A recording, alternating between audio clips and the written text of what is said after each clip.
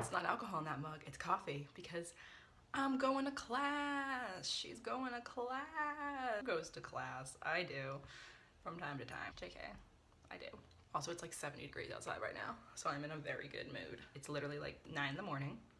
So, and I woke up and I was like, I'll do this video and I'll go to class like a productive young lady, the productive young lady that I am. I would actually say that my overall makeup journey in life is very much linked to my past school experiences, because I feel like the only reason I ever started doing makeup or wearing my hair in a certain way is because somebody at school said something mean to me about the way I looked at one point, and I was like, well, gotta change it. Which sounds really horrible, but like, it's true. Like, let's spill that tea. That's why we do the things that we do, because people are mean to us sometimes and we change the way we look because of it. When I was in the 7th grade, I was like my ugliest. I was a blank fucking canvas. Let me try and paint a picture. Let me try and paint the picture for you of what 7th grade Caroline looked like. Imagine like a broken marionette, like a really skinny broken marionette with like Gollum eyes and also like Gollum bangs. Like, now we always had like a couple wisps of hair. Yeah, that's what I looked like. That's what I looked like all the time. I had just come from like the 6th grade, and in the 6th grade, like, you're still cute, like you're still a little kid, so like you don't have to worry about anything. But like when I was in the 7th grade, I went to Catholic school for 1 year. The way that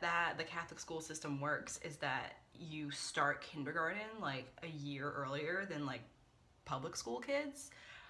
So all the kids in my grade were 13 and I was 12. So that's a big year difference. That is a large gap. A lot of shit happens to you in between 12 and 13. So I was already at a disadvantage. Remember, I walked into that fucking school on like my first day, and I had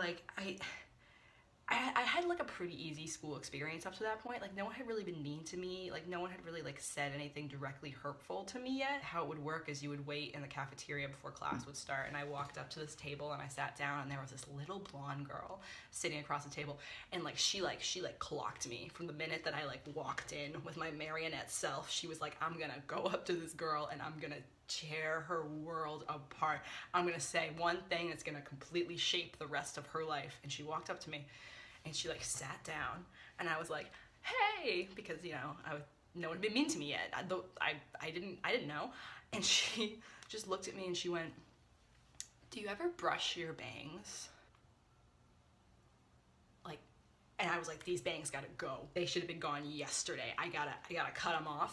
Abort, shut it down. These bangs got to go. Literally that weekend, I had my mom drive me to the local American Eagle, and I bought like 4 giant headbands, and I wore a headband every single day for all of 7th grade. Every day I wore one of my 4 headbands until my bangs grew out. The only reason I started putting concealer on my dark circles was because I went to a sleepover once, and like, I think like the summer before 9th grade, I went to this sleepover. This girl was like, yeah, Caroline, like you have really dark circles. I don't even remember what we were talking about. I think this might have just been like an out of the blue comment. She's like, you have really dark circles under your eye. What causes that? And I was like, I don't know. I went home and I like went up to my mom and I was like, do I have dark circles under my eyes? And she was like, yeah, I do too. It's hereditary. And I was like, well, we gotta do something. I started out using like the completely wrong color. Like, it was like orange, and so I just looked like an orange raccoon all the time. But like, you know, I didn't have dark circles, so that was a start. I only started wearing eyeliner because before like a school dance, I was over at another friend's house, and she was like, you should wear makeup. She whipped out this like bright green eyeliner and was like, put it on. And I like was just like, like a fucking, like I was like filling in an SAT bubble. I think every makeup thing that I've done to myself, I started out doing it so wrong and wearing it to school and having people at school tell me that it was wrong. Like, the first time I ever did a winged eyeliner, I did it, I was going to a Sweet 16, God, social events of the season. I went to my friend's Sweet 16, I almost said Super Sweet 16. Everyone from school was gonna be there, so obviously you gotta bring your A fucking game. I was like, I'm gonna do a winged eyeliner because I saw it on TV, I've seen it in magazines, I think I can do it. And I did it, and I looked so good. I look back at pictures of me from that Sweet 16 and I'm like, You peaked in that function hall in Chelmsford, Massachusetts. I think I was at my most attractive. I nailed that winged eyeliner. Jesus. Now I'm so devoted to my own makeup thing. Someone could literally tell me anything and I would be like, no. Recently someone was like, you should do your eyebrows bigger, and I was like, never, because I can't, and that would be too different and I would be scared. Even be big, like what would I even, like how big? Eyebrows are exhausting. Time to unleash the beast.